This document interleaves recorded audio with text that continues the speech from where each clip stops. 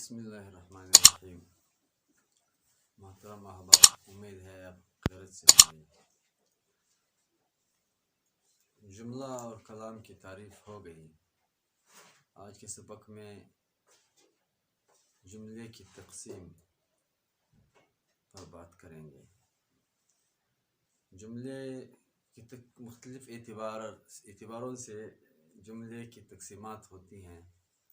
یہ پہلی تقسیم ہے، مفہوم کے اعتبار سے جملہ دو قسم پر ہے، جملہ خبریہ اور جملہ انشائیہ۔ جملہ خبریہ کتاب والے نے تعریف کی ہے۔ جملہ خبریہ آنس کہ چون قائل را بصدق و کذب صفت توان کر۔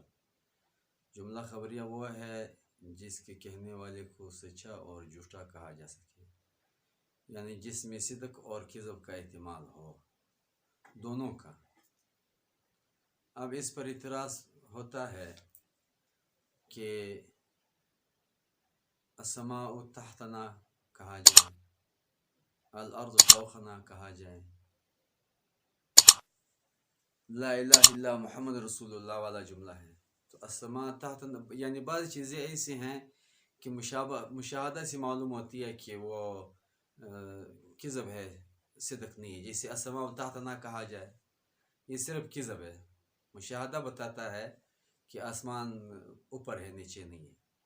الارض فوقنا کہا جائے تو مشاہدے سے پتہ چلتا ہے کہ یہ کذب ہے، صدق نہیں ہے، کیونکہ زمین نیچے ہے، اوپر نہیں ہے۔ اسی طریقے سے بعض چیزیں ایسے ہیں کہ متکلم کی خصوصیت کو دیکھا جاتا ہے، جیسے نبی پاک صلی اللہ علیہ وسلم کا ارشاد مبارک ہو، یا مومن کا کلمہ لا الہ الا محمد رسول اللہ ہے، تو یہ متکلم مسلمان ہے، متکلم نبی پاک صلی اللہ علیہ وسلم ہے، متکلم صحابی ہے، اس کو تو ہم کذب نہیں کہہ سکتے ہیں، وہ ہر حال میں صدق ہے۔ اسی طریقے سے کلام اس طرح ہو جیسے اللہ پاک کا کلام ہے، کلام کی حیثیت کو دیکھا جائے، نبی پاک کا کلام ہے، کلام کی وجہ سے، نفس الامر کی وجہ سے وہ چیز صدق ہے، کذب نہیں ہو سکتی ہے۔ تو ان پر اعتراض پڑتا ہے کہ جملے کی تعریف یہ ہوئی کہ جس میں صدق اور کذب کا احتمال ہو، حالانکہ لا الہ الا محمد رسول اللہ یہ جملہ ہے، الحمدللہ رب العالمین جملہ ہے، نبی پاک صلی اللہ علیہ وسلم کی احادیث الدین النصیحہ، انما الاعمال بالنیات یہ جملے ہیں، ان کو کذب کیسے کہیں گے؟ اسی طریقے سے کہا جائے سماء تحتنا والارض فوقنا، یہ کذب ہے، مشاہدہ بتاتا ہے، تو ان کو صدق کیسے کہا جائے؟ تو اس کے بارے میں یہ قید لگاتے ہیں، سوائے لحاظ خارج اور خصوصیت متکلم کی، یعنی جملہ خبریہ وہ ہے کہ جس میں صدق اور کذب دونوں کا احتمال ہو، لیکن خارج کا امور خارجہ کا اعتبار نہ ہو، جیسے مشاہدہ ہے، نفس الامر کا اعتبار نہ ہو، جیسے خصوصیت متکلم کا اعتبار نہ ہو، یعنی خصوصیت متکلم سے قطع نظر لا الہ الا محمد رسول اللہ، لا الہ الا اللہ، اگلا محمد رسول اللہ، یہ بھی مفدہ خبر ہے، لفظ ہے، مسند اور مسند نہیں ہے، تو ان میں صدق کا احتمال بھی ہے، کذب کا احتمال بھی ہے، امور خارجہ سے قطع نظر۔ السماء تحتنا والارض فوقنا یہ بھی مبتدا اور خبر ہیں، ایک مسند ہے، ایک مسند نہیں ہے، الفاظ ہیں، تو مشاہدہ کو نہ دیکھا جائے تو ان میں بھی دونوں چیزوں کا احتمال ہے۔ پھر اگر وہ جملہ واقع کے مطابق نکلا، نفس الامر کے مطابق نکلا تو صدق ہے، اور اگر نفس الامر کے مطابق نہ نکلا تو پھر کذب ہے۔ ویسے احتمال دونوں چیزوں کا ہوتا ہے، اسی وجہ سے یہ اعتراض اس پر ہوتا ہے۔ منطقی اصطلاح میں اسی کو قضیہ کہتے ہیں، القضیۃ ما یحتمل الصدق والکذب۔ مرکات میں ہے کہ بغیر لحاظ خصوصیت حاشیتین کے، یہ خصوصیت حاشیتین کے لحاظ کے بغیر کا مطلب بھی یہ ہے کہ متکلم اور نفس الامر کا اعتبار نہیں ہے، ان دونوں چیزوں سے قطع نظر صدق اور کذب دونوں کا احتمال اس میں ہوتا ہے۔ یہ تو جملہ خبرے کی تعریف ہو گئی۔ اب آگے یہ اردو شروحات جو نحومیر کے ہیں، ان میں اکثر شروحات میں یہ تعریف لکھی ہوئی ہے، اور مدرسین حضرات مبتدی مدرسین بھی یہ پڑھاتے ہیں کہ جملہ خبریہ وہ ہے جس میں صدق یا کذب کا احتمال ہو، جس میں صدق یا کذب کا احتمال ہو۔ تو ایک چیز آ گئی، پھر دونوں چیزیں نہیں ہے، یا صدق ہے یا کذب ہے، یہ مانعۃ الجمع ہے. جیسے العدد اما زوج او فرد، ایک عدد جفت اور طاق نہیں ہو سکتا ہے. ایک عدد یا تو جفت کہیں گے اس کو یا طاق کہیں گے، مانعۃ الجمع ہے. جس میں صدق یا کذب کا احتمال ہو، یہ بھی مانعۃ الجمع ہے. اسی طرح یا صدق ہوگی یا کذب ہوگا، دونوں چیزیں نہیں ہو سکتی ہیں. یہ تعریف کرتے ہیں، اور پھر اس تعریف پر یہ اعتراض بھی وہ حضرات لکھتے ہیں.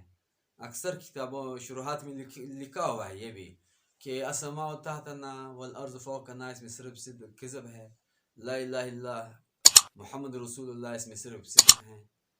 پھر جواب یہی دیتے ہیں کہ امور خارجیہ اور خصوصیت متکلم کے لحاظ کے بغیر. تو محترم دوستوں، جب تعریف یہ بنی کہ جس میں صدق یا کذب کا احتمال ہو تو مانعۃ الجمع ہے، یہ یا زوج ہے یا فرد ہے، دونوں نہیں ہے. پھر تو اعتراض پر نہیں پڑتے ہیں. تو تعریف غلط ہے، تعریف اس طرح نہیں کرنی چاہیے. جیسے کتاب والے آپ کے سامنے میں نے عبارت پڑھی کہ جملہ خبر آنس کہ قائل اشرا بصدق و کذب صفت توان کر. بصدق او کذب نہیں ہے، صدق اور کذب کی صفت دی جائے. یعنی اس جملے میں بیک وقت صدق اور کذب دونوں کا احتمال ہوتا ہے. جیسے فعل مضارع میں حال اور استقبال کے زمانے دونوں کا احتمال ہوتا ہے. پھر قرینہ سے ایک زمانہ متعین کیا جاتا ہے، دوسرا زمانہ نکالا جاتا ہے. یہاں بھی صدق اور کذب دونوں کا احتمال ہوتا ہے، احتمال دونوں کا موجود ہے. اسی وجہ سے اعتراض ہوتا ہے. اسی وجہ سے یہ مصنفین نحات یہ قید لگاتے ہیں کہ سوائے لحاظ خارج اور خصوصیت متکلم کی احتمال دونوں کا ہے. پھر جب ایک جانب واقع کے مطابق ٹھہری تو دوسری جانب خود بخود نکل گئی، پھر یا صدق ہے یا کذب ہے. دوسری بات یہ ہے کہ جملہ خبریہ میں صدق اور کذب کا احتمال کیوں ہے. اس لیے دوستوں صدق اور کذب کا احتمال ہے کہ جملہ اسمیہ میں نقل نسبت ہوتی ہے. جملہ خبریہ میں نقل نسبت ہوتی ہے. خارج میں ایک نسبت ہے، اس کی نقل ہم کریں گے.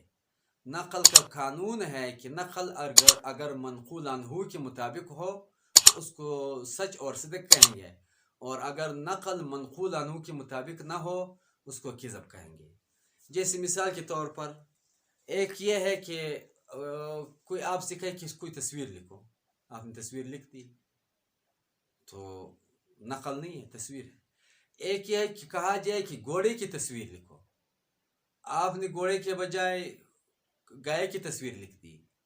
تصویر تو ہو گئی، حکم تو ہو گیا، لیکن یہ تصویر یہ نقل منقول عنہ کے مطابق نہیں، یہ کذب ہے. اور اگر گھوڑے کی لکھ لی تو یہ نقل منقول عنہ کے مطابق ہے، پھر یہ صدق ہے. تو جملہ خبریہ میں جملہ خبریہ کا نفس الامر ہوتا ہے، اس کا خارج ہوتا ہے، اس کے مطابق یہ الفاظ ٹھہرے، اس کا معنی ٹھہرا تو صدق ہے. اور اگر اس کے مطابق نہ ٹھہرے تو کذب ہے. جیسے میں کہوں زید عالم ہے، اب زید کو سب جانتے ہیں، اسی محلے کا فرد ہے، اسی زید معلوم زید کے بارے میں ہم بات کر رہے ہیں، وہ عالم ہے تو خبر تو میں نے دے دی. اگر واقعی وہ عالم ہو تو میری بات واقعی کے مطابق یہ صدق ہے. اور اگر عالم نہیں ہے، وہ کاتب ہے یا صرف قاری ہے یا صرف مستری ہے، تو یہ واقعی کے مطابق یہ عبارت نہ نکلی، یہ کذب ہے. تو جملہ خبریہ وہ ہے جس میں صدق اور کذب کا احتمال ہو سوائے لحاظ خارج اور خصوصیت متکلم کے. اور جملہ انشاء وہ ہے جس میں صدق اور کذب کا احتمال نہ ہو. اب جملہ انشاء کی تفصیل تو آگے آئے گی. صدق اور کذب کا احتمال نہیں ہے اس میں. وہ کیوں نہیں ہے؟ کہ اس میں نئے سرے سے اب نسبت پیدا کرنی ہے. جملہ انشاء میں ایجاد نسبت ہے، احداث نسبت ہے، کہ آپ اب نسبت قائم کر لو. جیسے اضرب ضرب کو اب وجود دو، اور اقرا قرات کو وجود دو. تو یہ نئے سرے سے نئی تصویر ہے، نیا ایجاد ہے، اس کا خارج نہیں ہے. اب آپ کے کام سے، آپ کے فعل سے اس کو وجود دیا جائے گا، آپ کے فعل سے اس کو نفس الامر دیا جائے گا. پہلے اس کا نفس الامر وجود نہیں ہے خارج میں کہ یہ آپ کی نسبت اس کے مطابق نکلی یا نہیں. تو ایجادی نسبت ہے، احداثی نسبت ہے، اس وجہ سے اس میں صدق اور کذب کا احتمال نہیں ہوتا. اور جملہ خبریہ میں نقلی نسبت ہے، پہلے اس کا وجود ہے، اس کی نقل ہم کر رہے ہیں، اس وجہ سے اس میں صدق اور کذب دونوں کا احتمال ایک ساتھ ہوتا ہے. پھر ایک جانب کو جب ترجیح دی جائے گی قرینہ سے، دوسری جانب خود بخود ختم ہو جائے گی.